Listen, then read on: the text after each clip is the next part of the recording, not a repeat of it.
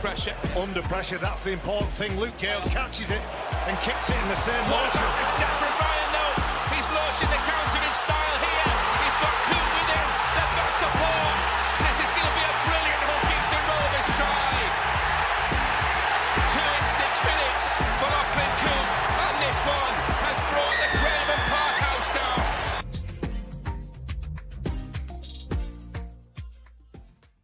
Welcome to the Red Robin Podcast Season Review, which is powered by 360 Chartered Accountants and Budget Ties Auto Centre. And this week, I am delighted to be joined by a bumper fans panel with James Purling, Dan Craft, Mike Carter, Karl Smith and Graham Turner joining me to give their views and opinions on Hull Kingston Rovers in 2022. Good evening, gentlemen. Fantastic to be speaking to you. Obviously, you had to cancel the podcast last week, so we didn't get a chance to speak to the about the Hull FC game and what a remarkable effort that was from the Robins. James, before we go into the season review, it was a fantastic effort, wasn't it? And probably a result that many people didn't anticipate. No, I think we said on the podcast before the game, I don't think just weren't expecting that performance at all.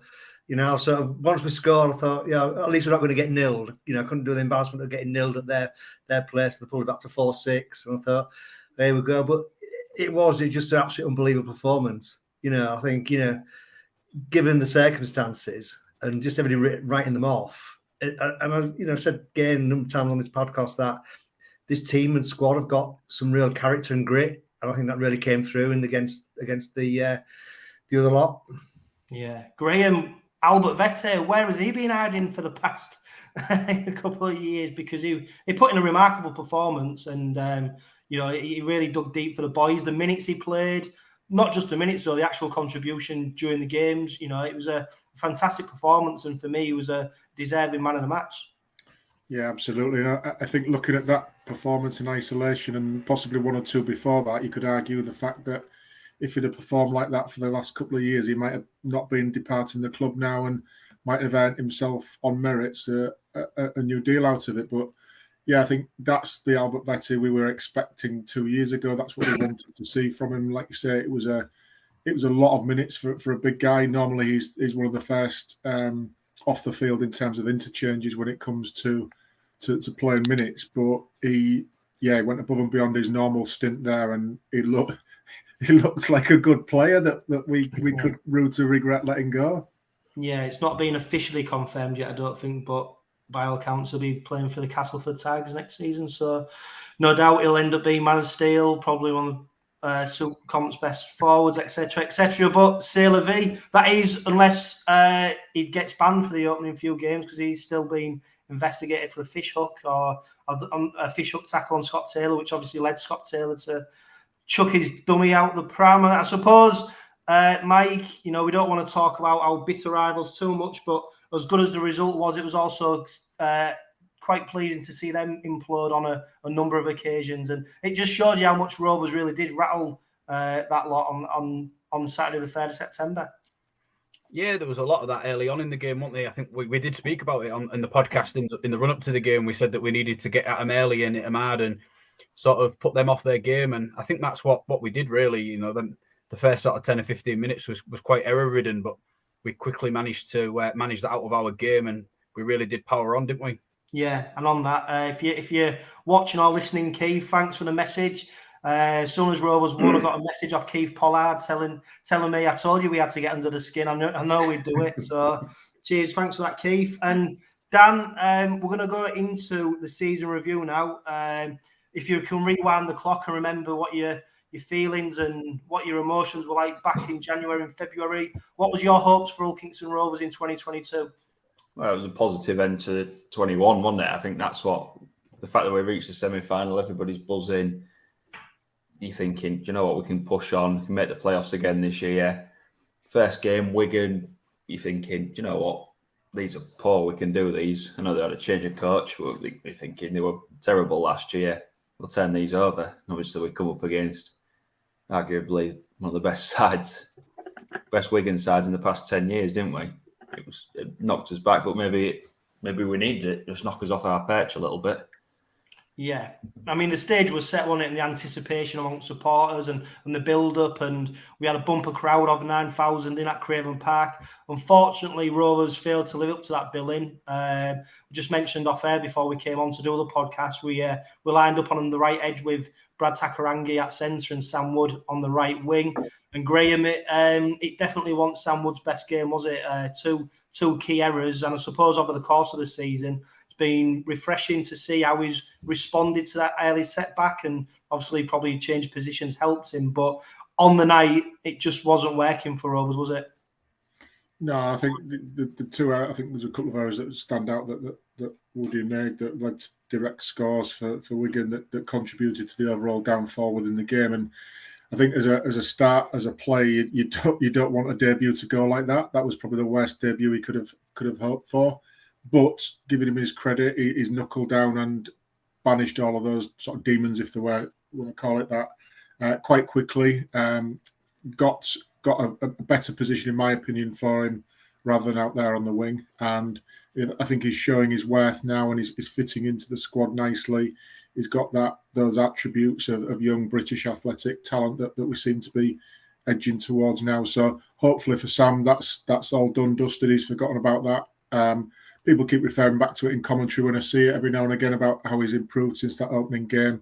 So hopefully we can put that to bed for him now, and he can have a good off-season, good pre-season, and then come back fitter, stronger, ready to go again properly in a few months' time.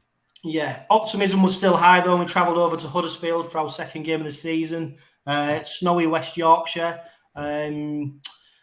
Game epitomised probably by Matty Staunton missing it despite him only living in Keighley, but he couldn't get there because of the snow. And it was another frustrating performance from the Robins, going down 26 points to 12. And we got to see Tom Garrett for the very first time after he made the move from Dewsbury. I suppose at that stage, James, we're on the back of 2 defeats. Things aren't quite working out for the Robins, but we are only 2 games into the season. Was there any cause for panic then, or was it just a case of we're still early doors? Let's see what happens in our next few games? I don't think there's any cause for panic at that stage. I think the slight concern was for me that we just didn't perform against Wigan, and probably for about 60-65 minutes against Huddersfield we didn't perform either. And it was only, I think, once the Huddersfield game, once the game had gone, that we actually looked a decent team, and you thought, actually, okay, they've got all the rubbishness out of the system now, and then this is a team we're going to start, we were expecting to see, and hopefully they're going to carry that into the next few games. So yeah, it wasn't panic station at this stage. No, and we did eventually get that first win at the end of February. We defeated Lee Radford's Castleford 26 points to 10. Supporters very much relieved to get that first win. We started to see glimpses of maybe what that side can do, especially with the likes of Matty Parcell playing. But February as well, we see the sad news of the passing of Johnny Whiteley. You're great for our rivals, but also a big contribution to rugby at Hull Kingston Rovers, and a massive fan and supporter of rugby league in the city. And I suppose, Mike, when you receive that news, someone like Johnny Whiteley, someone's contributed so much to the game, it affects all parts of the city. Yeah, of course it does. He was quite a regular attendee down at Craven Park. I'm part of the Heritage Committee as long as with Keith Pollard, as you're aware, and Johnny would often come down to our heritage sessions, and he was very welcoming to everybody. He would always stop and have a chat, and he was a Hull FC fan, as we know, but first and foremost, he was a rugby league fan, and he had a lot of passion and a lot of love for our game, and he wasn't scared of showing that in his presence. Yeah. And then we started the month with the news that, perhaps a surprise to many, Ryan Hall received a call up to Sean Wayne's England training squad. And Karl, it's very apt, isn't it? We've got the World Cup coming up very shortly. Ryan Hall, he's Hull Kingston Rovers' top try scorer this season with 15. And when you look at performers over the course of the season, Ryan Hall has definitely been up there with the best in Hull Kingston Rovers, but I'd say as well, in terms of his position, one of the best in Super League as well. Do you think Ryan Hall will be featuring for England in the World Cup? To be honest, I'd like to think so, but I probably don't see it happening, to be honest. He's knocking on a bit now, isn't he? So I think if he was picking a team on merit, then he probably would be in there, or in and around that, in that side of the squad. So Yeah, I don't see it happening, but I'd like to think so. Yeah, and then we started March with a game against St Helens. Lachlan Coote returned after suffering from an injury in our first outing against Wigan. It's safe to say it wasn't his best night, and it wasn't Rovers' best game either. Losing 42 points to 8. And I suppose, Dan, there was a bit of frustration at that point, weren't we? We were just seen as defeat Castleford, and we think, right, we're starting to get our act together. You know, it was a great performance against Castleford, and then to be come back down to earth after a thumping handed out by St Helens, which is, it's not something to be panicking about. But I think the style of the performance and the amount of points we shipped, we was just left scratching our heads once again about what this Rovers side could produce.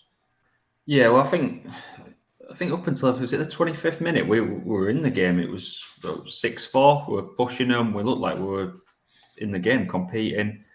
I think they just decided they've got another gear in them. I think they must have. I think they scored all their points before the 65th minute. They just walked all over us, didn't they? I think it was disappointing the fact that we, after they scored their second try to go ahead, I think we just sort of rolled over and sort of did what we don't want to talk about them too much, but FC have done towards the back end of the season. Conceded that try and rolled over, had our bellies tickled, didn't we? I think that was the disappointing aspect of that game, not the fact that we got whooped, because they are a quality side and they did have a full strength side out at that time of the year. I think it's just the disappointing that we just didn't seem to have a backbone in that game. No. And then Rovers do go amazingly over to Salford, produce an excellent performance, will come away 26 points to 16 victors. A result, Graham, that probably many Rovers supporters wouldn't have anticipated on the back of that.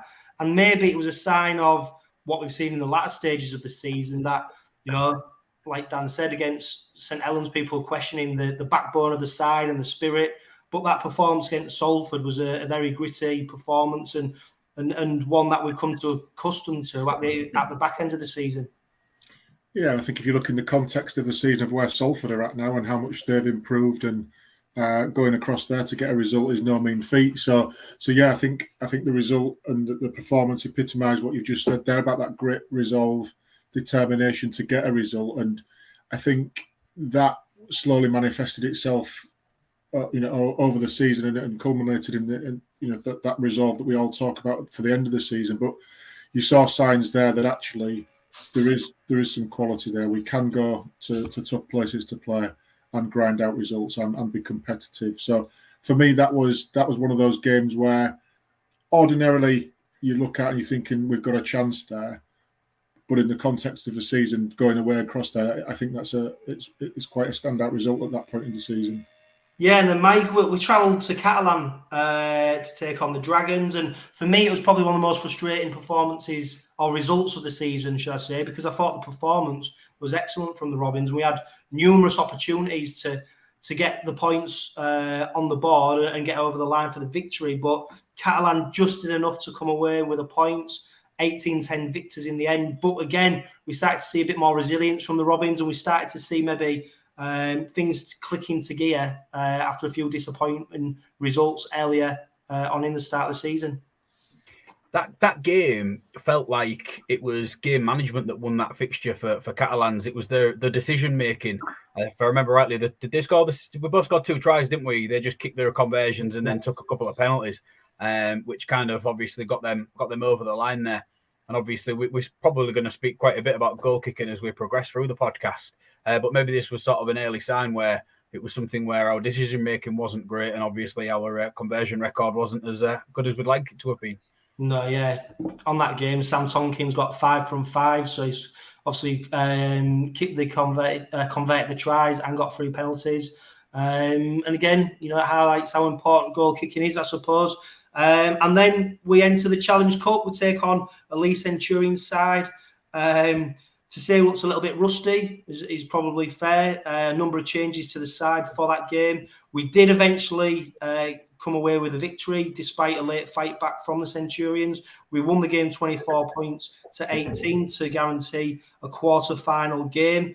Couple of big news and big talking points in March, James. We saw the club announced the purchase of Craven Park with the option to buy land surrounding it from Hull City Council, which is obviously vitally important. We've heard Paul Lakin talk about how important it is to safeguard the future of the club.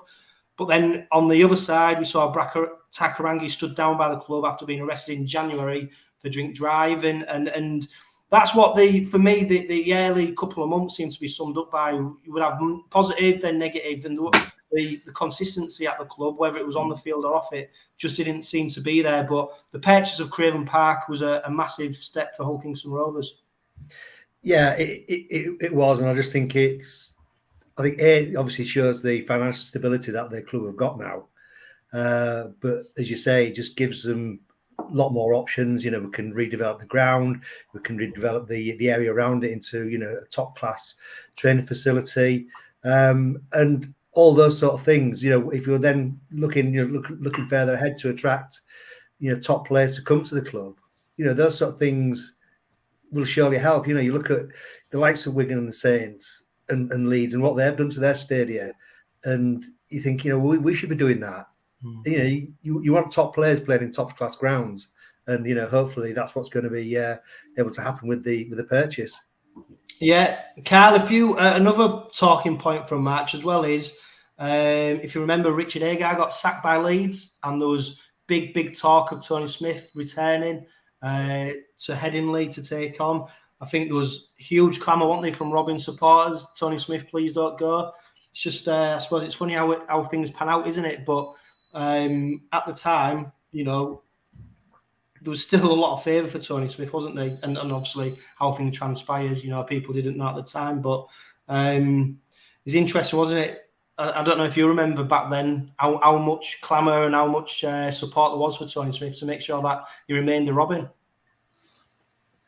Yeah. Firstly, I'm just listening to reeling all that stuff off. You could write a book about it, couldn't you? It's funny things you just said. Karl, it's funny you should mention that because I know somebody who has, and he's featured on the podcast. Crowther, he's announced he's got a second book coming out. I think it's going to be out in time for Christmas. So make sure you go to your local bookshop in time for when it's released. We'll get Dan on the podcast to tell us about it. He was going to come on the podcast earlier, but he's so busy sorting his book out that he's not been able to, Karl. So luckily we'll be able to read about it very soon. Yeah, absolute whirlwind. Like you say, there's a couple of subjects you bring up there I just totally forgot about because there's just that much gone on from the beginning of the season to this point, today. So, yeah, regarding the Tony Smith saga, I mean, most sports fans have got very short memories, haven't they? So, with us being semi-final football last year, everybody, Tony at that point in the timeline, Tony Smith's a messiah, isn't he? And then it's all up in the air and things going on, and he might be going to Leeds, he might not be. So, yeah, there was a lot of favour for him at the time. We all know what happened in the end, don't we? Yeah, we do.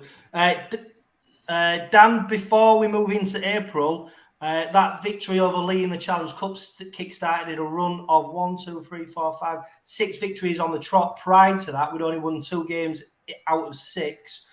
After 6 games, what were your thoughts about Rovers and how they were doing? Are you thinking we've just been brought down to earth with a bump, hadn't we? That was the general feeling. I mean, even the league game in the cup, it was wasn't convincing. I know we had 6 or 7 players out. It wasn't convincing. We probably took our foot off the throats a little bit, didn't we? But we should have beaten by more. But yeah, it wasn't convincing. And you're thinking this could be a long season if we carry on just losing games in the manner that we were. Where probably should be winning some of the games, but throwing them away. Yeah, you wouldn't have thought we'd go on that run after that. There's some good wins in that run. Yeah, definitely. Graham, one of the standouts for me, though, was the emergence of Mikey Lewis as probably not being a big part player, somebody who was going to feature regularly for the Rovers, and he looked like to be taking that responsibility on and thriving on it. Yeah, I think we'd seen glimpses, haven't we, season before? We'd seen in the game against Warrington in the semi-final the sort of magical things that he could do. So that gives us a nice taster for what to expect for the season. I think we all wanted to see more. We all want to see more, and I think we got glimpses of it early part of the season, but I think he had an injury early on in the first part of the season, which kept him out for a little bit as well.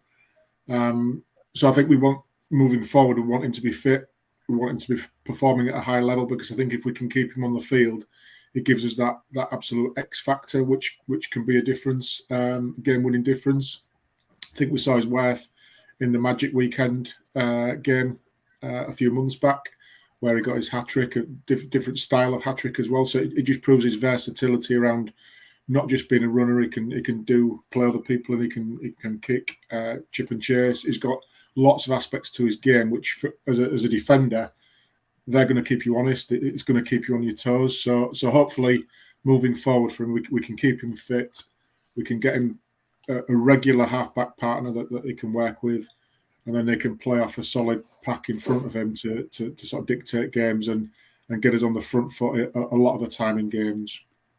Yeah, and April was a busy month for the Robins. Firstly, we saw one of the best performances of the season, with the Robins dispatching Warrington 34 points to 18 at a raucous Craven Park. This was followed up by another 30-plus points performance, with Rovers booking a place in the Challenge Cup semi-final after defeating Castleford for the second time this season. And the rich vein of form continued into the Easter doubleheader, with the Ratons-inspired Robins defeating the Black and White 16 points to 4 before travelling over to Toulouse just 2 days later to defeat them 28 points to 24. Rovers chalked up another victory, their 6th in a row, this time against Wakefield, with the Red and Whites once again scoring 30-plus points.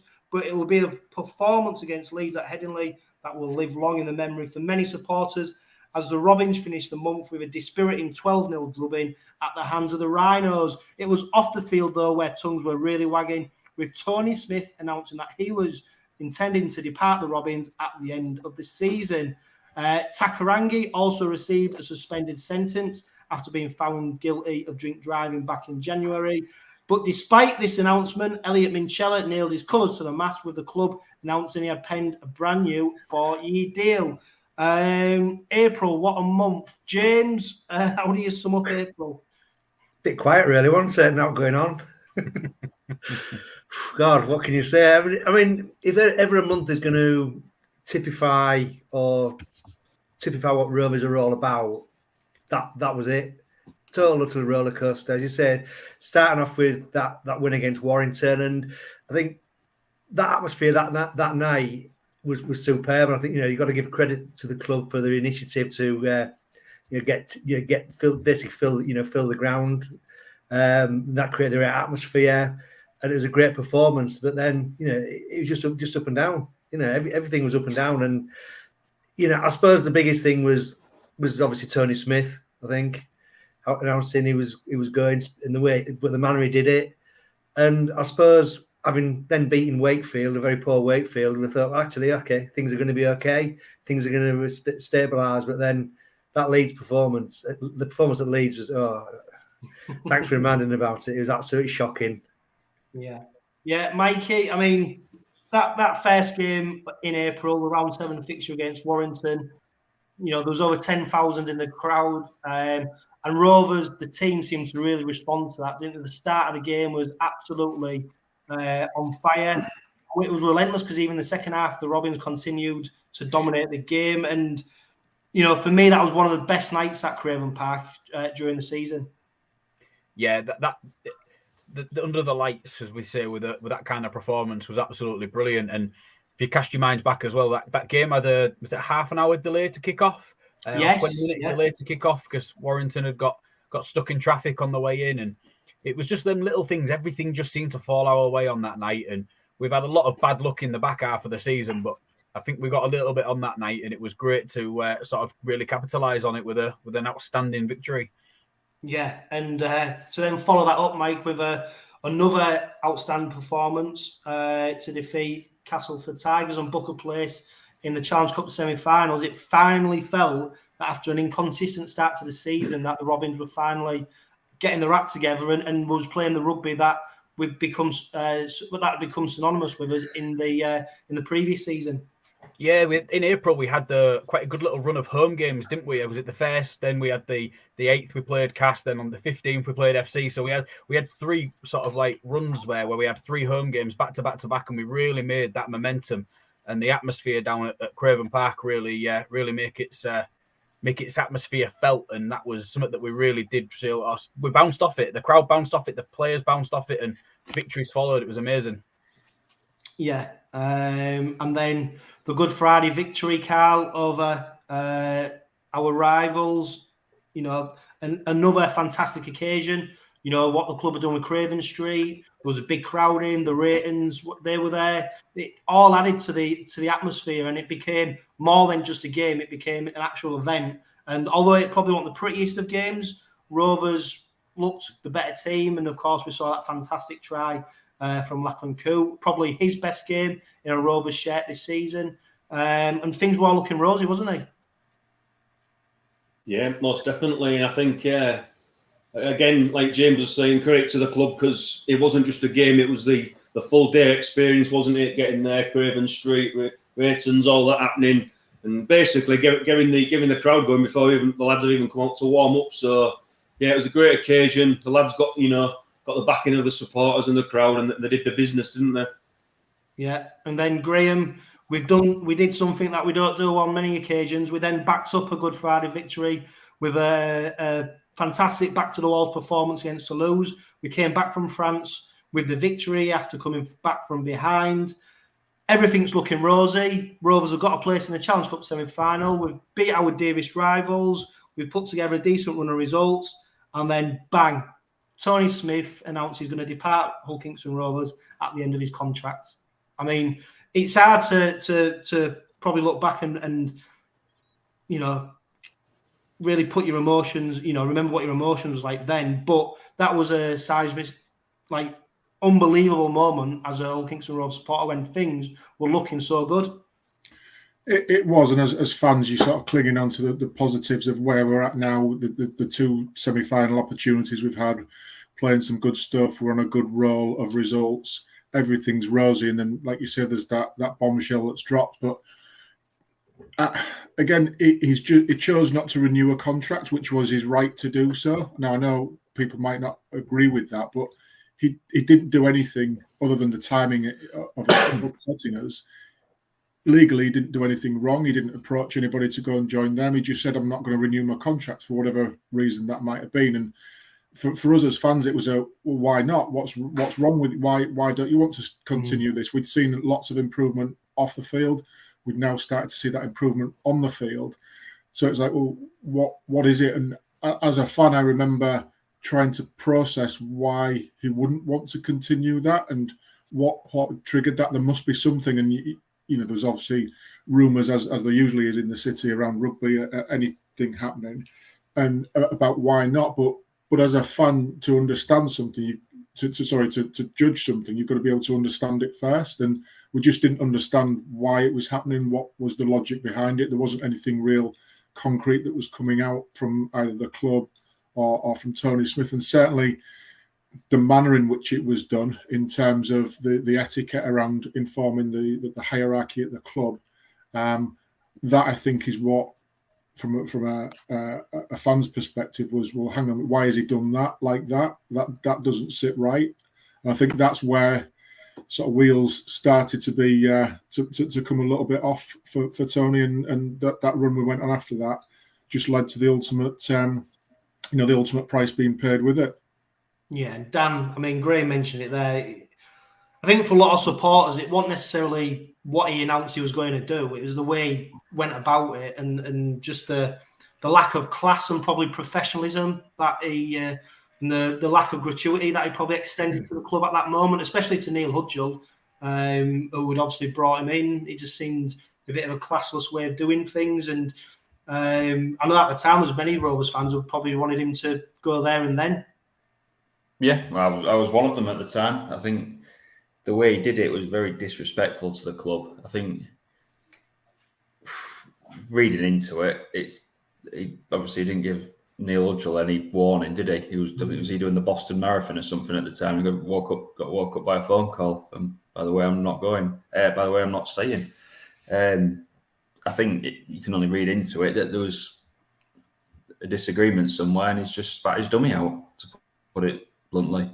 I think the way he went about it, saying, I'm not going to be sticking around next year, I feel like he could have gone about it better. I think he'd have got a lot more respect from the fans, from everybody, if he'd have said to Neil, look, you can announce it in your way, however you want, but I'm not sticking around. It's not for me. I don't get on with certain people at the club. I think he'd have got a lot more respect if he let the club put out an official statement, gone down that route, rather than just surprise everybody, basically. I think, and people can say what they want, but I think that's where the season took a massive downturn for us. And I think I know we're going to go into it later, but it picked up when Danny Maguire got the job, when Smith got the axe. And I think, in benefit of hindsight, he should have done that straight away. Yeah. And Mike, it didn't seem to affect the players too much, with them then backing up after that announcement and defeating Wakefield. Obviously, they came away with a victory, but we then went on to get only one victory in our next 9 games. And that defeat against Leeds, albeit prior to the Challenge Cup semi-final, Tony Smith made a couple of big calls, resting a couple of key players. But that performance ranks up there with one of the worst I've seen in recent years. And we're just talking about, weren't we, about how important it was probably to be going into that Challenge Cup semi-final with some momentum, that feel-good factor would built up. And it was almost like someone had put a pin to a balloon. And that performance against Leeds, you was almost wondering, well, how are we going to recover from this? Because surely, this isn't a side that's going to be able to go challenge Huddersfield in the semi-final on the back of the news that Tony Smith had announced he was going to depart. Yeah, that must have been the first time that Rovers have gone into a fixture at Headingley against Leeds Rhinos as favourites. Because when you cast your mind back to that, we were in a really good place. We were playing some good rugby, obviously. We'd had, the Smith news, but we were playing some good rugby. Leeds was in dismay. They'd sacked their head coach. Rowan Smith hadn't yet arrived. And it was a really good opportunity for us to capitalise and get quite a rare win at Headingley for the Robins. And yeah, it was a bad night. It was error ridden. And, I think of Ben Crooks knocking on our line for the first try, and it just didn't get any better from there, did it? Yeah, and to cap it off, Lachlan Coote comes away with an injury, rules him out of the semi-final. I remember that game as well because we had the Lot Pod podcast guy on. He came on and he couldn't see anywhere whatsoever Leeds Rhinos were going to get a victory. He could not predict it. They signed 𝐂𝐸𝐿𝐴𝐸𝐿, didn't they, just a few days prior? But he didn't play in the game. And it looks nailed on for Rovers' victory. But as we know, that doesn't always pan out. Good news, though, Karl. Elliot Minchella penning a 4-year deal on the back of Tony Smith's announcement, because there was a lot of worry, wasn't there, from supporters that would this spark an exodus? Would players be following him? Would that uncertainty mean that players wouldn't maybe put pen to paper until they see all the new coaches? Because also it was going into the time where players could start talking to other clubs as well. Yeah, I totally agree. What I was going to say then regarding that was I think the club was very, very cute and clever the way they announced the new extensions to signings and things, because it was in a bit of a rut at that point, wasn't we? And as the sort of the season progressed and got to that semi-final point, the sort of Minchella started off with his extension, and we sort of kept getting a bit of negative news every week. But the club was always putting another extension forward to try and keep us upbeat. So in that respect, the club was very clever the way they did that. But like you say, with Elliot Minchella, I think that set the rest of the players to follow suit. So it was definitely a massive boost to get Elliot on board again. Yeah, and from the relative highs of April to the lows of May, 3 defeats in 3 games, which included a semi-final demolition by the Huddersfield Giants, which had many supporters questioning whether Tony Smith's departure should be hastened. Rovers, though, were still handily placed in 7th spot come the end of the month, but comprehensive defeats to Castleford and Catalan left many supporters sombre. But there was good news in May with the announcement from the club that Willie Peters will be becoming the new head coach, with Matty Parcells, Sam Wood and Jimmy Kinehorse all agreeing to stay on beyond 2022. That Challenge Cup semi-final, Dan. Rovers went over in big numbers. We'd had that embarrassing defeat to Leeds. That was put behind us. We was starting to suffer a little bit from injuries. 𝐂𝐜𝐜𝐿 being one of them who was injured. He put his hand up to play. I mean, it must have been his good hand, not his bad one, because as we saw him come and do that warm-up, and he was patched up more than a mummy from the Egyptians, we was all wondering how on earth is he going to play. But that semi-final defeat just left a bit of a bitter taste in many supporters' mouths. Yeah, well, 𝐂𝐜𝐜𝐿 put his hand up. Tony Smith, in hindsight, should have told him to put his hand down. It was nothing against 𝐂𝐜𝐿. It's brave of him to play, but he was nowhere near fit. And it was just beggars belief that he played. I think we were probably guilty in that game. The fact that we turned up, was it 6,500 we took to Leeds that day? It was just a party atmosphere, wasn't it? I think we all turned up thinking we've got the easy draw against Huddersfield. We'll topple these and off we go to Tottenham. But yeah, I think looking back over the season, Huddersfield have been a top side, hadn't they? So really, we were probably underestimating them a little bit. But I think that was the game when you sort of think there's something wrong here now. This goes beyond the playing squad. This is the game when you sort of think, yeah, I think maybe we do need a change now. We're not.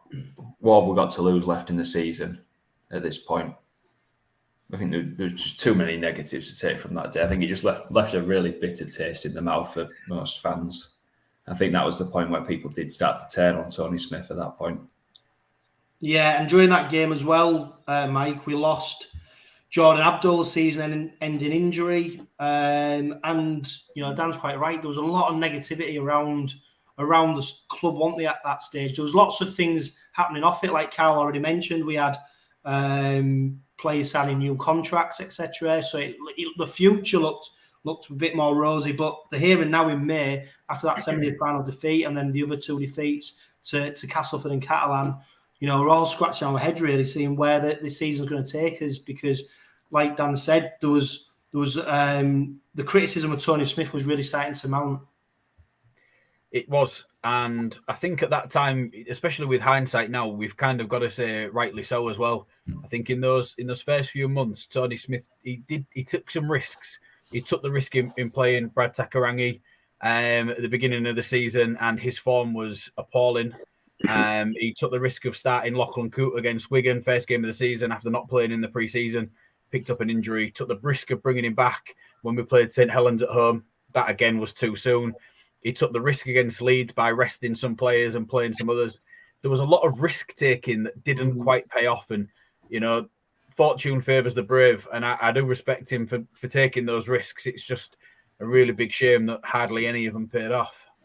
Yeah, you're right. There was a lot of risks, and hindsight's a wonderful thing. Did we need to take them risks? Who knows? I mean, if it works, he's an absolute genius, and if he doesn't, he falls on his sword, which ultimately happened. I suppose, James, the biggest frustration is Rovers don't get to Challenge Cup finals or grand finals very often, do they? So when they go put a performance like that in against the Huddersfield Giants, it's an hard one to take, isn't it? Yeah, it was very hard, and I think for me the big decision was playing 𝐂𝐜𝐜𝐿. As Dan said, he put his hand up, and you got to give 𝐂𝐜𝐜𝐿 credit for that. But I think you then got to question Tony Smith to sort of say, well, actually, you're not fit. This is an important game, and I think history. If you look through the history of the game, you go into big games with players injured. You just look at Rovers in 1986 Cup final, playing Gavin Miller all strapped up, backfired. And that was another thing. And you could see in the warm-up that the net just wasn't fit and it shouldn't have played. And I think with him going off after 15 minutes or so, it just looked as though it looked like they just deflated the whole team. And it just looked like we just weren't going to score. And it just wasn't going to be one of those days for us. And, it sort of turned out. And it was just a massive opportunity missed, really. Yeah, I wonder at that point, Graham, I mean, there was still a lot of rugby league to be played over the course of the season, wasn't there? So obviously the Challenge Cup final being moved earlier into the season. May wasn't a great month. 3 defeats, including the Challenge Cup semi-final defeat. What was your thinking with games still to play? Do you think there was an opportunity for us to still do something, or was you thinking, with Tony Smith at the helm, we're going to struggle here? Yeah, there was probably mixed emotions, I think, coming off the back of the semi-final defeat. I think probably like you lads, was sort of reminding myself of the debacle of a performance we put in at Leeds in our previous showing at Wembley, and wanted to sort of right some of those wrongs with a better performance. So the actual defeat and the manner of defeat against Huddersfield was a big body blow for me in terms of morale. I was initially I won't say on the side of Tony Smith, but I wasn't clamoring for him to go early doors. But the longer things went on, the results, the performances didn't come our way. You couldn't see any way out of it with him there. So I think there was only ever going to be one outcome, and he was never ever going to see his contract out till the end of the season. But as ever the optimist that I tend to be, you see the announcements of the Minchellas, the Parcells of this world, and look toward the future about what we could do. And I think for me, Parcell was a massive recruitment coup for us. Whether it was just agent talk at the time around Australia and all of that, I'm not quite sure, probably. But for me, securing Parcell's future, I think, was a massive shot in the arm for us, even though it didn't necessarily transpire to results on the field. Longer term, tying him down, the quality of him as a number 9 for us, I think that was a massive cause for optimism for the rest of the season. It was just, again, at that time when regular injuries were starting to bite us, and I don't think anybody could predict that it would go on for so long as an injury crisis. But certainly had optimism because, as you say, I think we were knocking still around 6th, 7th in the table. There was teams in and around us. We weren't cut adrift by any means. So getting back on the horse and putting a good run of results together would have seen us consolidate that top 6 position. And I felt there was still that opportunity right up until the last 3 or 4 weeks of the season was still there as an opportunity to cling on to. Yeah, and June did see the Robins finally arrest that run of bad form, with the Red and Whites putting 43 points past the stuttering Salford side. That, though, was a positive blip in an otherwise alarming run of form. Further defeats to St Helens and Huddersfield again, before an early July defeat to Toulouse left Neil Hudgell and Paul Lakin with no option other than to dispense with Tony Smith's services after 2.5 years as head coach.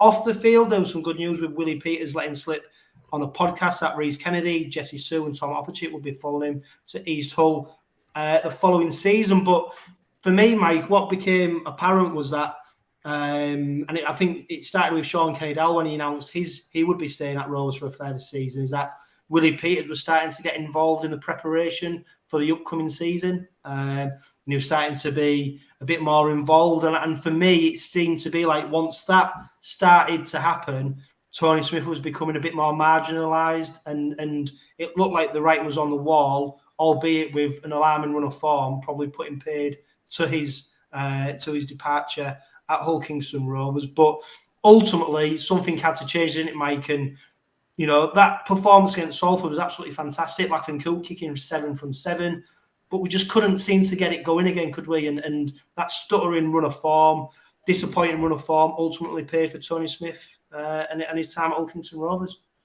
It did, and it's quite sad to look back on it now and sort of see how it all transpired, because in another universe it could have been so very different in so many different ways. And I think you've hit the nail on the head there when you say about the Peters communication. Obviously, we know more now than we knew at this time about Peters' involvement with communicating with Danny Maguire, and then even sort of senior players within the playing group. They've obviously bought into what Willie Peters is doing, and that's probably where the friction came from between Danny Maguire and Tony Smith, which Maguire did allude to at the awards evening. We're looking from the outside in. We could be scoring an own goal with these opinions, but when you're trying to connect dots and you're looking at it that way, there just has to be some sort of correlation there for me, because Tony Smith and Danny Maguire must have had a pretty good relationship. If it wasn't for Danny Maguire, Tony Smith wouldn't have come to Hull KR, because that's where that initial connection came from. when Tim Sheens was relieved of his position during that 2019 season. So there's obviously been a really good relationship there that's obviously been tainted and soured, and that's probably where I would put my money on that coming from. Yeah, it's interesting to hear, isn't it, what Danny Maguire said recently about his relationship with Tony Smith. I think he's pretty much said he hasn't fallen out with him, but he's not spoken to him either. So read into that whatever you want. On the representative side, there was recognition for Sean Kenny-Dowell. He was named captain of the Combined Nations All-Stars. Ryan Hall represented England in that fixture. George King was announced that he was going to be the captain of Ireland at the upcoming World Cup. And obviously the announcement that 𝐂𝐻𝐿𝐴𝐻𝐿, Jesse Sue and Rhys Kennedy coming to Robins in 2023 pretty much put the nail in the coffin for Albert Vete, Brad Takairangi and Corbin Sims, that they would be leaving the club. Injuries as well started to bite. George King and Ryan Hall picked up injuries, and we were starting to pick up injuries at a rapid pace, weren't we, Karl? One player who I think has excelled as a result of the injury situation and has really took the opportunity is Will Tate, and it was in June he signed a 2-year extension. And I don't know what you think, Karl, but I think he's definitely one for the future, especially when you consider that Sean Kenny-Dowell might only be here for one more year. Yeah, he's for a young lad to come in under all that sort of, that negativity around the squad, it's an opportunity for them young lads, and I think that's him as well as, likes of Fishwick, etc. That's one of the biggest positives for me throughout the full season. We've had so much gone on, so much negativity. Them young lads could have easily folded, couldn't they? And, not took the opportunities that they did. So for the young lads to come through and show a bit of strength, it's definitely a massive positive for me through the course of the season, for sure. Yeah, and we finished June, Graham, in 7th spot, and we was bobbing around that sort of 6th, 7th, 8th spot in Super League. So there was still a chance there, wasn't there, of us, if we had a strong end to the season. And I suppose the appointment of Danny Maguire galvanised the supporters and evidently galvanised the players as a group as well. Was there any optimism that if we could, if Danny Maguire could inspire the boys to get a more consistent run of results, that we might have a chance at the playoffs? Or was you starting to read in between the lines with the injuries and the inconsistencies that it might just be a bridge too far for us? Yeah, I was on the positive side of the optimism of we've still got a chance of the playoffs, and I think Maguire's first game in charge was Magic Weekend. There's a big deal made about that. Again, I went into that one thinking we should have won, or even afterwards, I still think we should have won that game with that level of performance. But I think the couple of games after that, I think we saw the shoots of positivity around the team performance again, and some of that backbone that we've been talking about earlier on in the season on the podcast starting to come to fruition.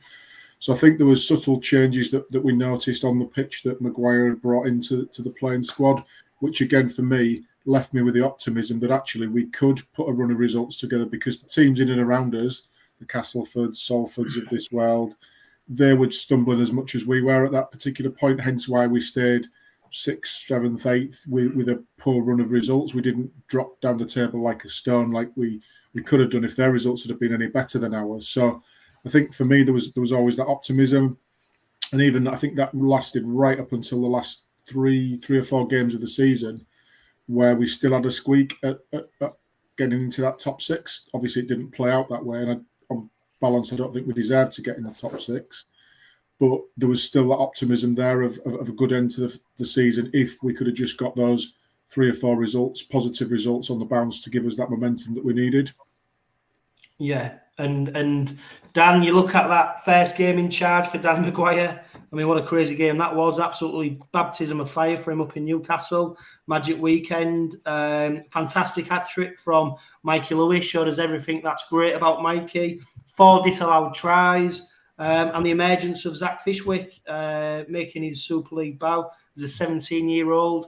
And I suppose when we look at the back end of the season, the emergence of players like Zach Fishwick has given people plenty of optimism for the next few years at least. Yeah, but that's as Karl said, it's probably one of the big positives to take out of this season from that injury crisis at the end of the season. We've got the amount of kids who are the likes of Conor Barley, Conor Moore, Zach Fishwick, all coming through, making first team appearances. I think that's the big positive to take from all of this. It's the fact that we've demonstrated we can produce talent that can hold their own in Super League, which is massive for the future. I think that's where the big teams, the Wigans, the Saints of the world, they focus on youth development, so they've got a youth player that can just slot in, and that's what we've demonstrated. They're not world beaters, but the 17 they could slot in if we need them to, and that was a major positive from where I'm sat. Yeah, and James, we did taste defeat in that game, but we did manage to score 28 points. And it did look like the Robins had finally got a bit of spark back. We followed that defeat up with 2 victories, Wakefield, and then we've already mentioned the home performance against Warrington being up there with one of the best of the seasons. But for me, that performance away at Warrington, to come away with a victory from that game was an outstanding result, and it was a real back to the wall performance. Yeah, it was. I sort of like agree with Graham that I think for me, I was sort of fairly positive that we could still make the playoffs. We had a lot of players who could potentially be coming back towards sort of end of July, beginning of August, and sort of built the team going into a playoff fight.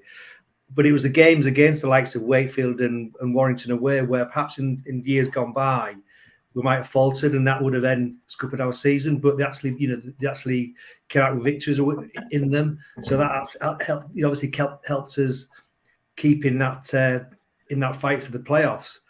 And going back to the Magic one, I think I think we deserve to win. And the transition from Smith going to Maguire coming as interim, and the way the team was playing was just like chalk and cheese.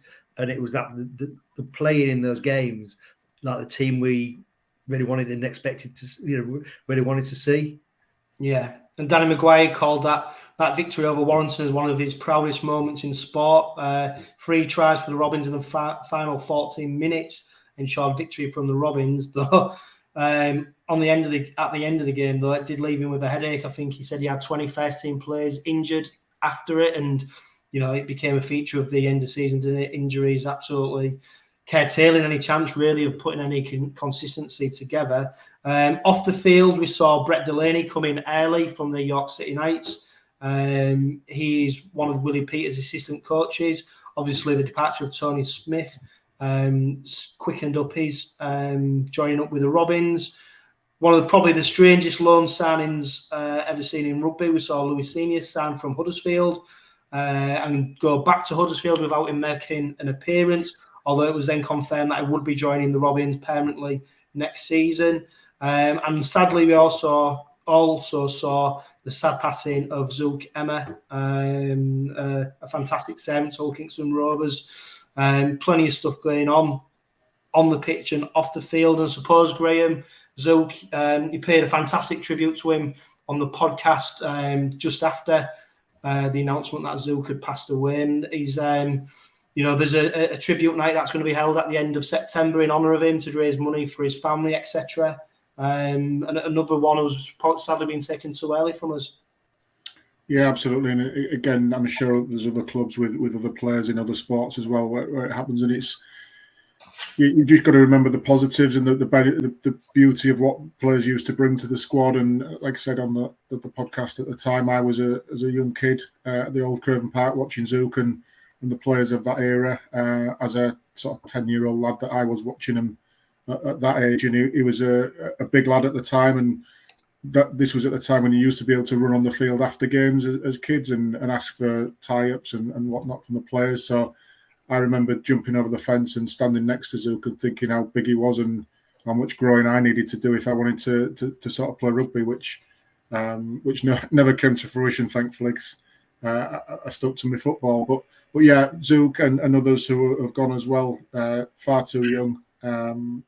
But again, I think from the positive side, you look at the memories that they've made for you as a fan first and foremost, and then once you got to know him a little bit as well, a fantastic person, loved his family, devoted to his family, etc.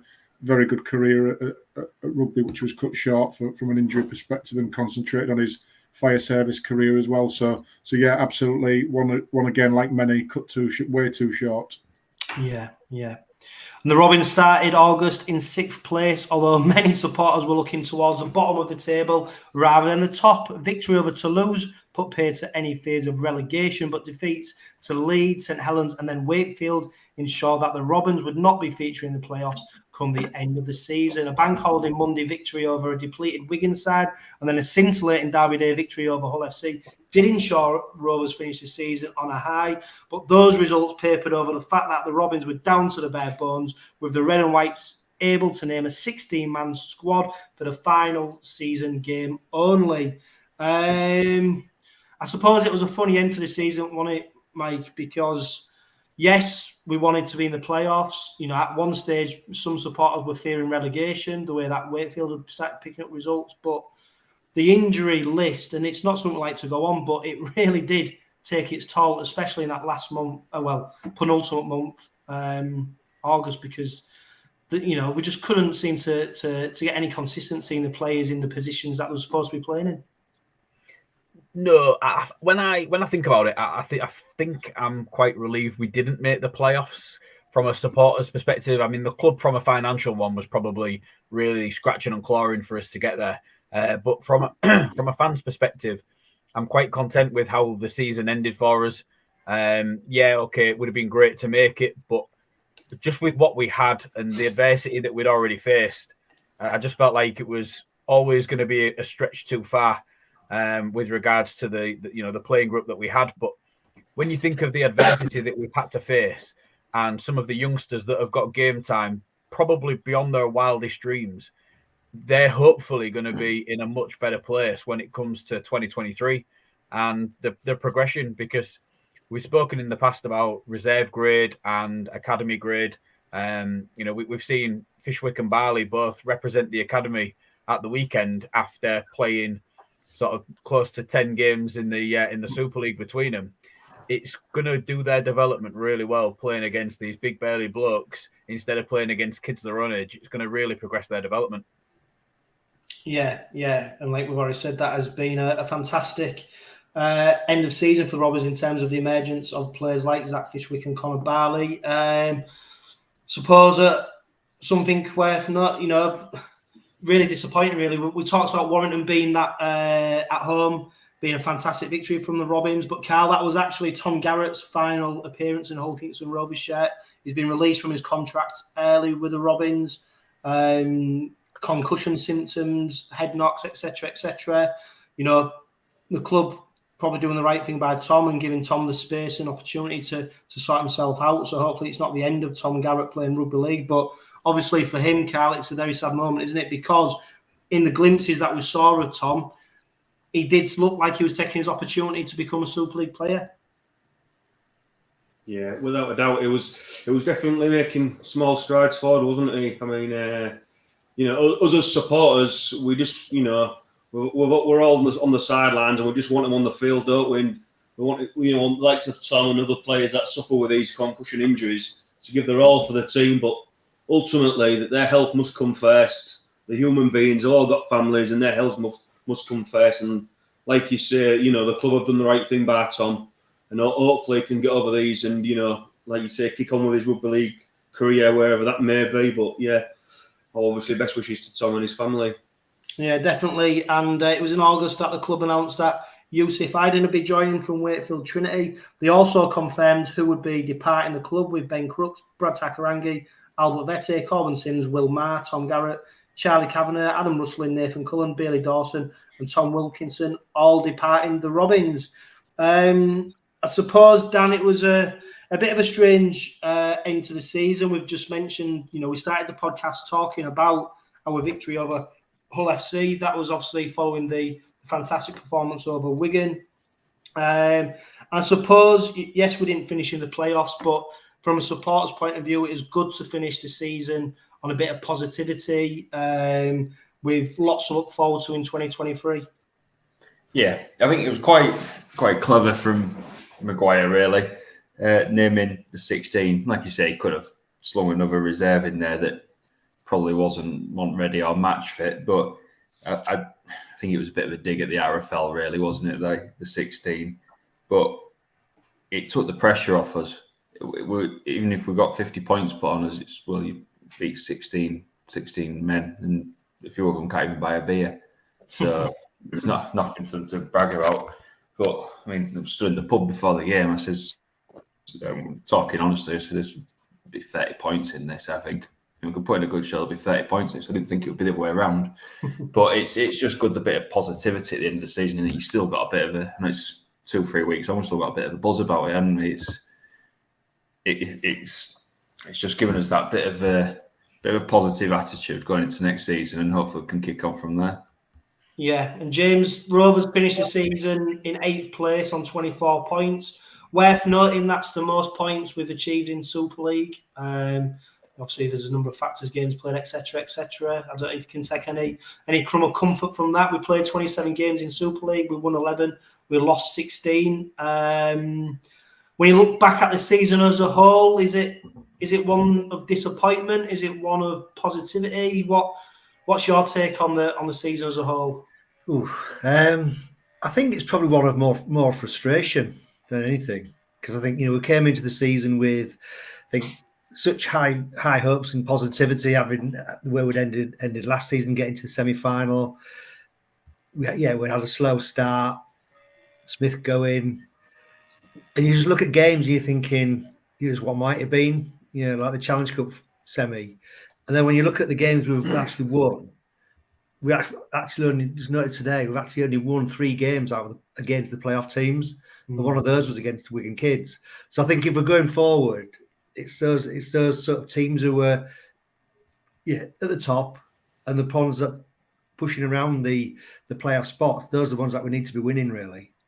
So a lot of hope, but ultimately, a lot of frustration as well.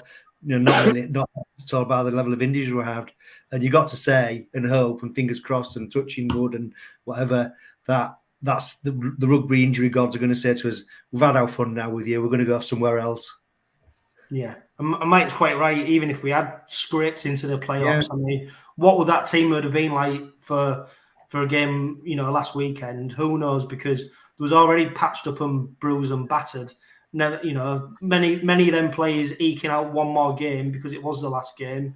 So, you can't imagine any of the players who are already injured would have been in a position to come back. So, yeah, it had probably been just one game too many anyway. A good point what Graham mentioned to me previous to this podcast is the much fabled tag of the entertainers that Rovers seems to get.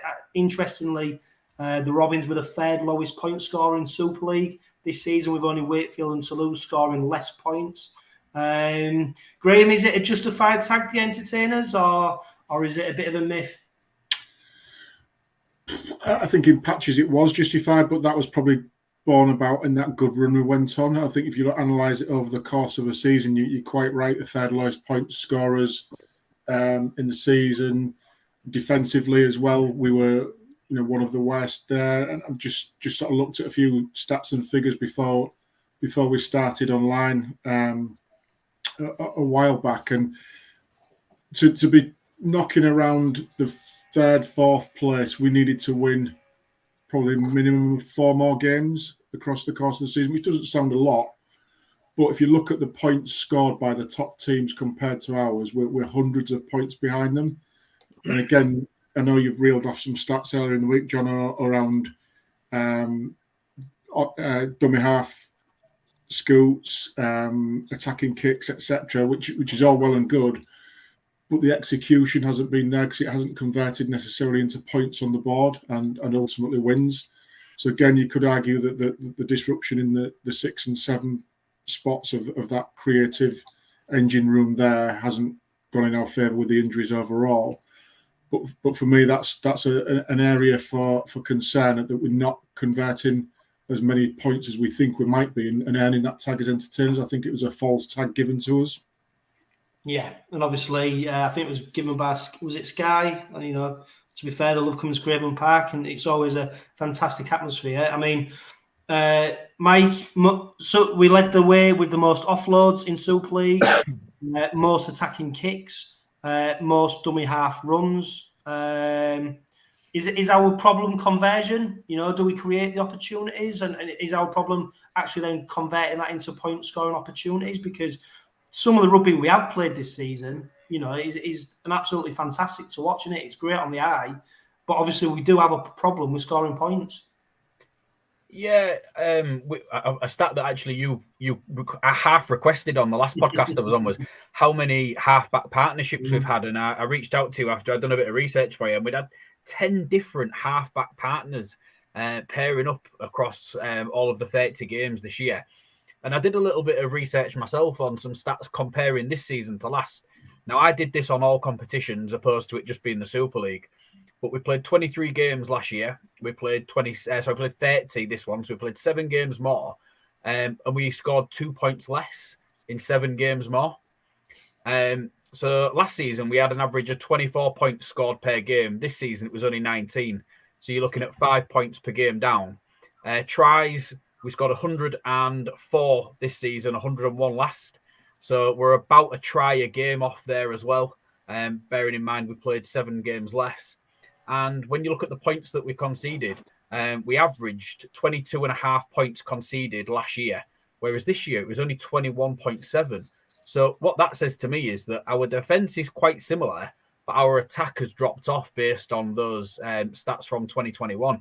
And I think that does come down to the fact that, yes, we've had the injuries, but the injuries have been in these key positions. When you think of the likes of 𝐂𝐜𝐜 only playing 17 games, Mikey Lewis, he only played 18 games. Rowan Milnes was actually our most featured halfback with 21 games, which when you've got a 30-game season and your third choice halfbacks playing 2/3 of those, obviously, you've got an injury crisis in a key position. So when we talk about the lack of conversion, yes, it probably was a factor, and a lot of that probably comes down to the key players not being on the pitch for long enough. Jordan Abdul, 13 appearances across this 2022 season. That's been the real killer, is having those halfbacks and obviously Lachlan at fullback not playing in more games. Yeah, and whilst talking about points scored, etc., we're currently fourth in the table for missed goals. We missed 35 goals last season. It is a massive, opportunity to score points that Rovers have not taken on enough occasions. Karl, do you read much into stats, or do you think stats only tell you part of the story? Because the thing I was thinking about a lot of performances from the Robins this season is the probably many games where you could go, oh, do you know what, we was just picked right at the end, or it seemed to be that if we won well, but when we got beat, it was a pretty comprehensive defeat. Yeah, the only stat that matters to me is the scoreboard. If I'm, in all honesty. Is that you, Keith? Is that you, Keith?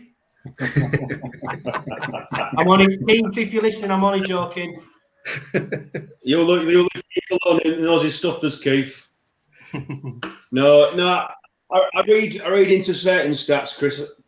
Not yours so much, because they're normally lame stats that are So no.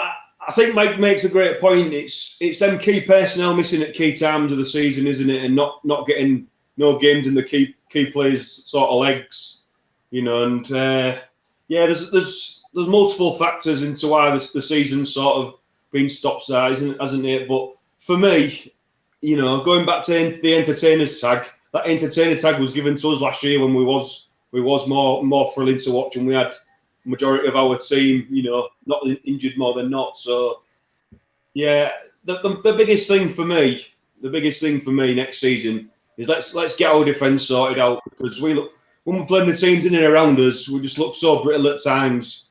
And yeah, I think Mike said this stat was last year was very similar to conceding points last year to what we've conceded this year. I get that, but we also, teams just roll over us, don't they?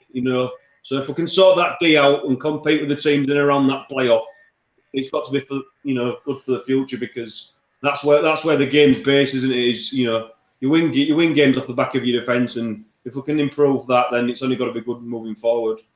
Yeah, and Keith is watching tonight, because he just commented if Tony Smith had gone earlier, we would have made the top 6. Who knows? Maybe we could have done. I don't know. Would we got the injuries, etc., etc. I know you don't like listening to my stats, Karl, but I've got some more for you here now. So if you want to mute me, by all means. Matty Parcell finished as our Super League top tackler with 742. Minchella was second with 700. Sean Kenny-Dowell was our best offloader in Super League with 32. Albert Vette was second with 29. Ryan Hall, of course, we've already mentioned, was our top try scorer. Ethan Ryan was second with 10. And then Mikey Lewis and 𝐂𝐿𝐴𝐻𝐿𝐵 were both on 7. And our top point scorer was 𝐂𝐿𝐴𝐻𝐿𝐵 with 101. Ryan Hall with 60. And Roy Mills 42. I suppose, James, that's some of our key performers in vital elements of the game. But if you could name a couple of players who really stood out for you this season, who would you name? I'd go with George King because he, when he started, we looked more often than not the games he played. He started, we looked solid, but once he went off, it just seemed to drop off. The intensity sort of dropped off. And then Jez Litton, I thought, Jez was actually outstanding all season. I think he'd certainly stepped on from where he was last year. And, being called up to the England Knights, thoroughly deserved. And I think, we've got, if we can keep Parson and Litton fit and in the squad next year, then hopefully we can get back to being the entertainers again. Yeah, hopefully. Dan, what was your season highlight? A couple really. In the obvious ones, the last game, it was just brilliant just to get one over on them and just see social media was a great place after that, wasn't it? Seeing the meltdown and everything.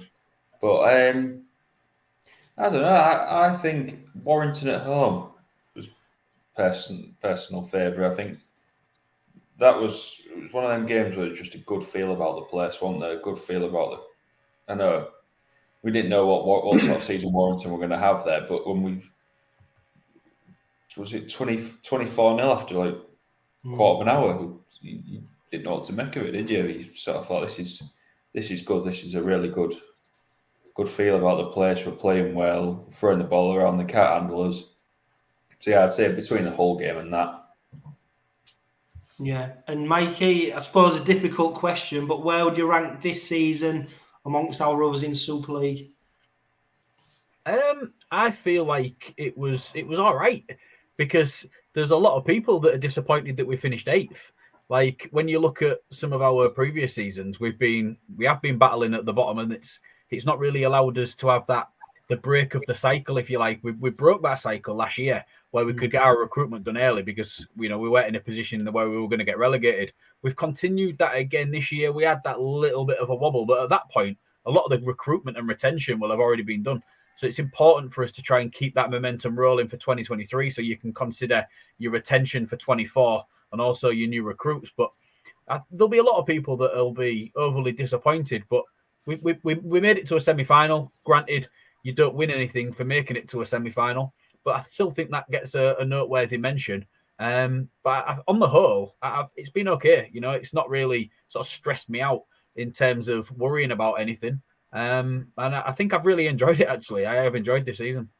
Yeah, and I suppose, after the last season, a playoff semi-final spot, the expectation around the club was a lot higher than what it had previously been. And I think, to his credit, Tony Smith played a big part in that. Obviously, this season didn't pan out like we all wanted it to do. But the fact we are now disappointed with an 8th place finish without reaching a Challenge Cup final on the back of a semi-final, it tells us where we are as Rovers fans now and what we expect from our club and from our teams. And I've got no doubt that when Willie Peters, lands, he should be landing in this country now, I think. He put on Instagram that he was setting off to England either early this morning or late last night. That the aspirations are definitely playoff spot and maybe a higher place finish than 6th or 7th. Hopefully aspirations for that top 4. But it's going to be very interesting to see how that pans out. Graham, if you could pick out one standout moment from the season, what would it be for you? I think probably that the finale to the season was one standout moment against all the adversity that was knocking around, and to finish 8th despite all the adversity that we've had to face, naming 16 players the way that I think Maguire must have got them in during the week and got a real galvanised spirit with them about, look, I'm going to name 16. It's going to mean more minutes for everybody. What do we think? Are we all buying into this? And they all had to buy into it, and you could tell that on the day that they all got that and they all wanted to do it. And I think that was sort of epitomised by that Ryan Hall tweet around the positives and negatives of the actual naming of 16 players, which I thought that gave me an insight of where the players were at on that particular game. So for me, just that way to finish the season against all the odds, and to send us as fans into the off season with some positivity around the team. You know, if the result would have gone the other way, we'd have shrugged our shoulders and it'd have been a long winter to get through to February again. But again, as one of the lads said earlier on, that optimism is still there after that buzz is still there after the game a few weeks back. So for me, I know there were other high points in the season in terms of overall performances, and again, the lads have said about the emergence of the younger players coming in to get Super League minutes, which is absolutely success as part of this season. But for me, just that way that finished, I think it just sent everybody off with a good spring in the step heading into the off season. Yeah, I'll chuck my 2 pennies worth in, and my highlight or moment of the season was the 𝐂𝐜𝐿 try, the second one against Hull on Good Friday. Quickly followed up his first try, and that it was just almost a moment of utopia. Just that realization that it was a full length almost try. That realization that the game looked to be ours. The build up that we'd experienced up to the game, it was just a euphoric moment. And I suppose as supporters of Hull Kingston Rovers, of sport lovers, it's them moments you actually endure all the shit, all the crap bits, to have them one moment, that 10 seconds of just enjoyment and pleasure. So that was mine. A standout player, I think you can't look further than George King. Ever reliant. An absolute beast of a player. I'm sure he's half human, half robot, because the work rate he goes through.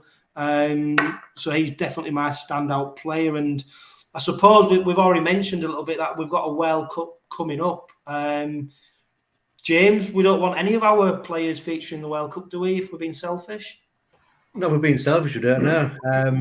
As you said, I think, it's obviously great from a club point of view that we're able to get that recognition. And I think if Ryan Hall makes it into the England squad, I think it will just really highlight what a class player he is. I think, he might have got older, but certainly his intensity and the way he plays the game hasn't sort of dropped off coming to us, which is great to see.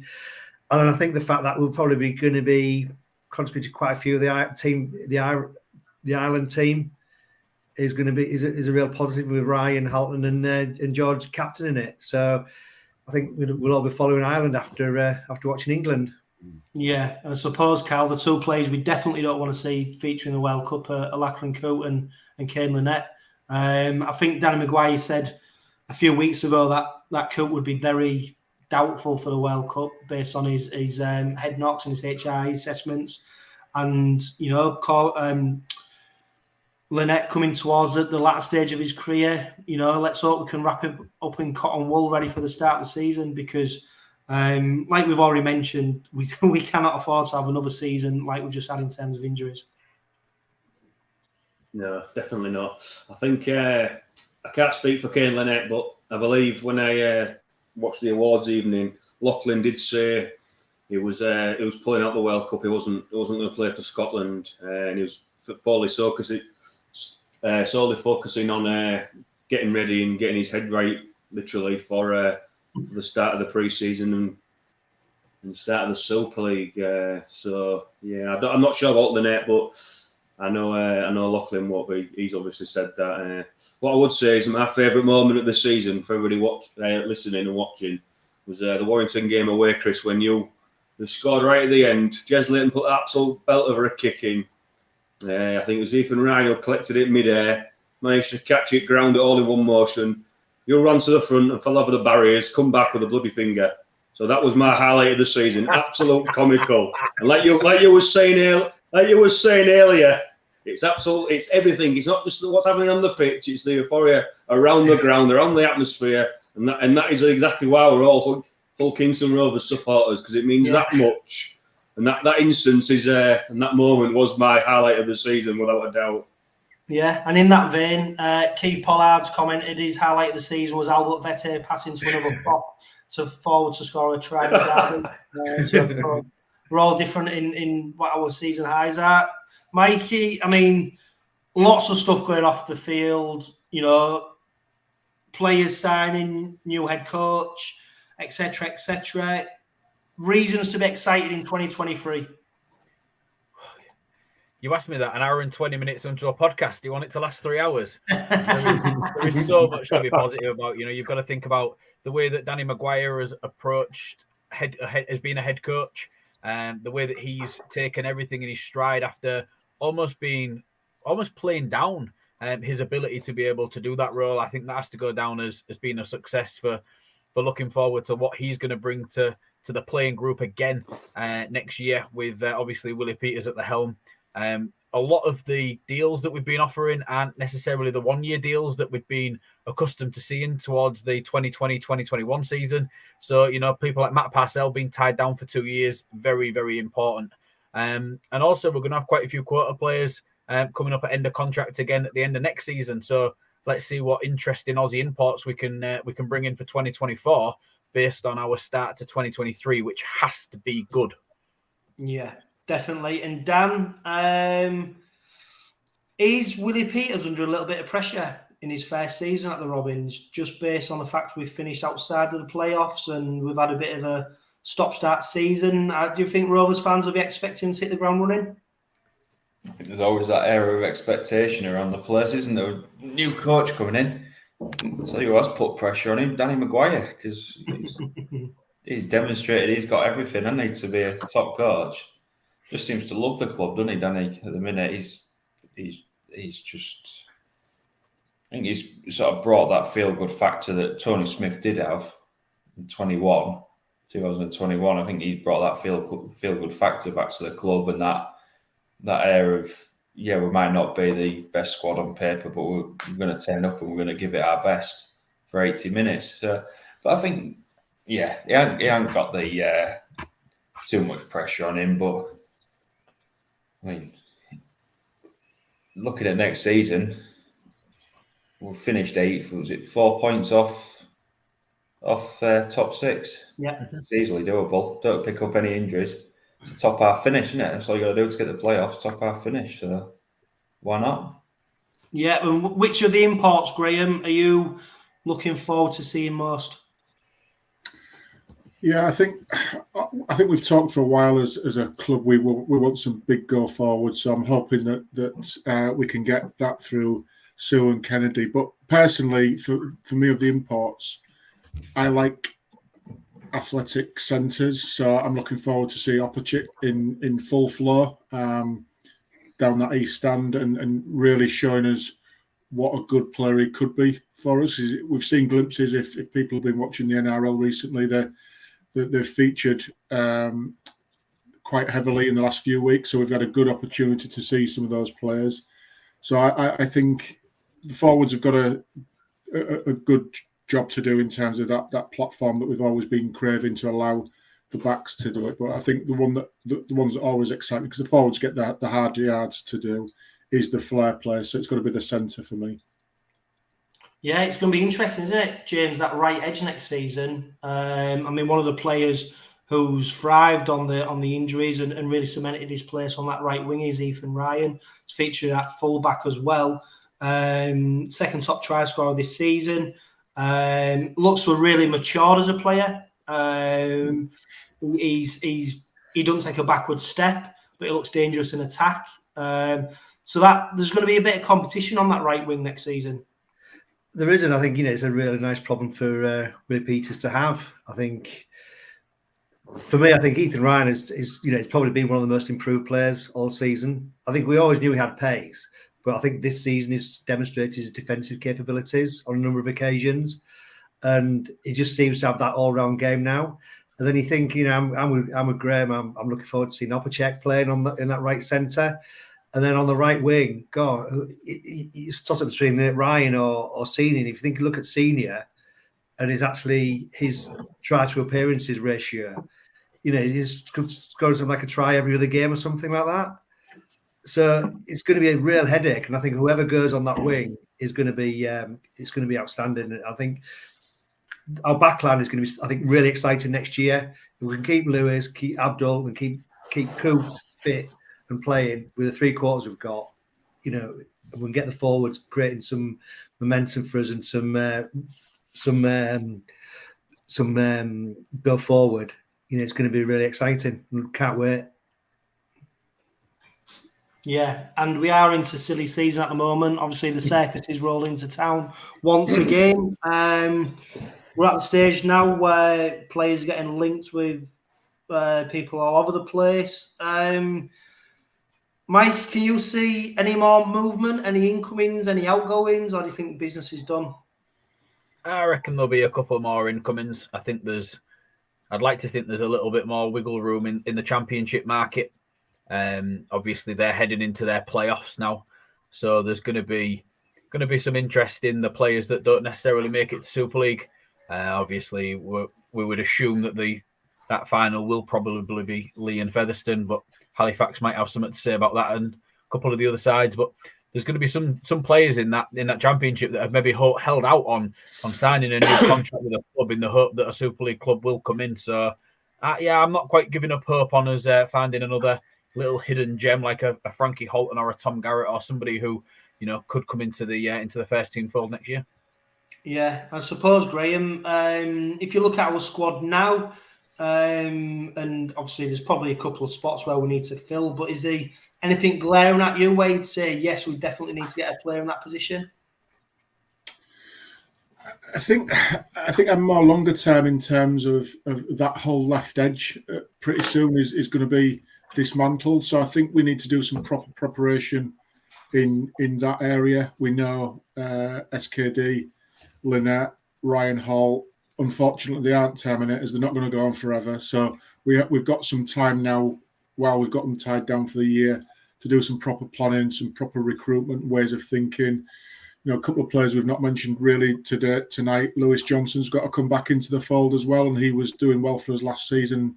Unfortunately, it's been curtailed this season by injury. But again, your bachelors of this world, how are they going to fit in? Again, an exciting prospect coming in, which again has sort of slipped under the radar of discussion for tonight. But again, how can we, fill that in? I'd still like us to make sure we've got at least 2 or 3 players who can cover each position. We've seen why it's so important. We need that from this season. But I don't think there's anything glaringly obvious we're missing. But we do look flimsy when it comes to key people, like we've said earlier on in the podcast tonight, certainly around that creative engine room of the 6 and 7 position. We do look, and we do suffer from the lack of points when we do have those key players missing.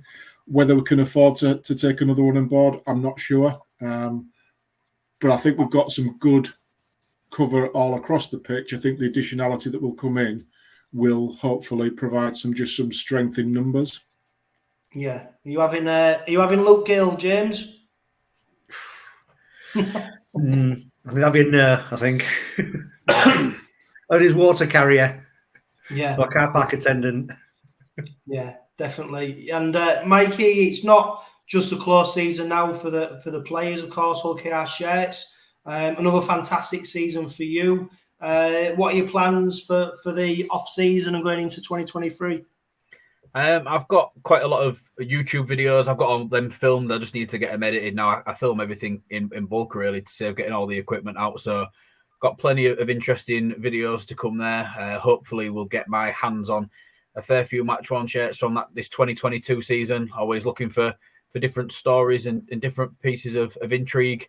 And then sort of from a non-selfish point of view, I know you've given him a shout out already, but I'm really looking forward to reading Dan's book when that comes out, hopefully in the next sort of month or so, because, he puts a lot of effort and a lot of time into it. And we spoke in the past about how, as a fan base, we've got quite a lot of unofficial social media accounts that offer various different sort of support and create content, shall we say, for the fan base. And obviously with a podcast, what I do with Hull Kingston Rovers, it's obviously what Dan does with Red and White Dynamite. There was a new account that popped up the other day, 𝐂𝐜𝐿. I don't know if anybody's seen that.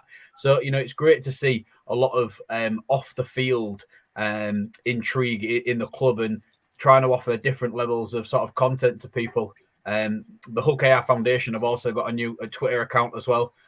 So Alex is doing a lot of work through that, promoting the foundation and the work that they do. So I think it's important for us all to sort of keep together and keep sort of supporting each other and helping each other out. And we've got a really, really exciting season to look forward to in 2023. Yeah, and a good point you make there, Mikey. I mean, the club is more than just a men's team now.